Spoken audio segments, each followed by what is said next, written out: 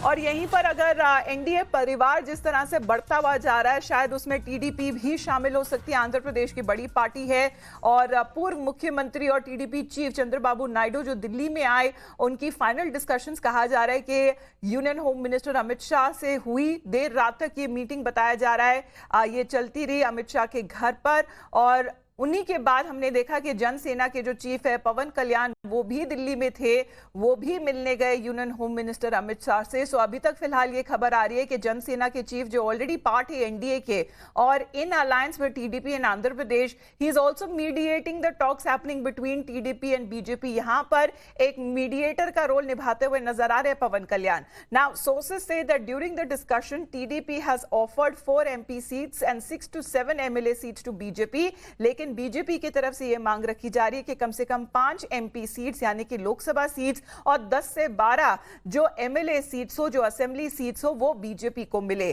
Times now has learned that the final announcement may happen very soon. We have Sabyasachi joining us live now. Sabyasachi, हम जिस तरह से देख रहे हैं कि जिस तरह से जैसी चुनाव नजदीक आ रही है, एनडीए परिवार और बढ़ता हुआ जा रहा है, शायद हो सके आंध्र प्रदेश की टीडीपी दोबारा चंद्रबाबू नायडू एनडीए का हिस्सा बन सके।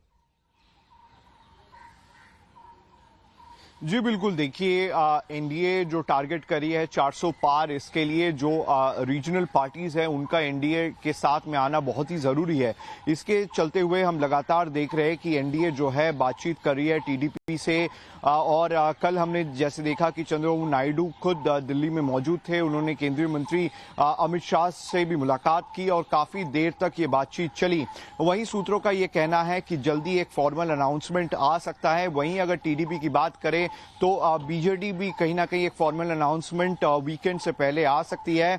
हमने जैसे सूत्रों से सुना है कि कल बीजेडी के जो बड़े नेता है वीके पांडियन और अलग नेता है बीजेडी के, वो चार्टर फ्लाइट से दिल्ली आए हैं और आज जो है केंद्रीय मंत्री अमित शाह से मुलाकात कर सकते हैं डील फाइनलाइज के लिए। देखिए, बीजेडी और बीजेपी दोनों ही अपने फ्यूचर के लिए देख रहे हैं। बीजेपी का अगर बात करें तो वहीं उनका 400 पार जो एजेंडा है उसके लिए कहीं ना कहीं बीजेडी और टीडीपी जैसे पार्टियों का साथ में आना बहुत ही जरूरी है।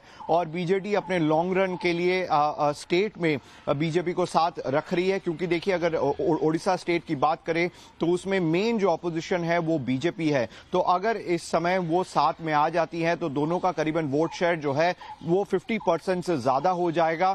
हालांकि लोकसभा को लेके जो है सीट शेयरिंग फॉर्मूला जो है ऑलमोस्ट फाइनलाइज हो चुकी है और असेंबली सीट शेयरिंग को लेके बातचीत अभी चल रही है।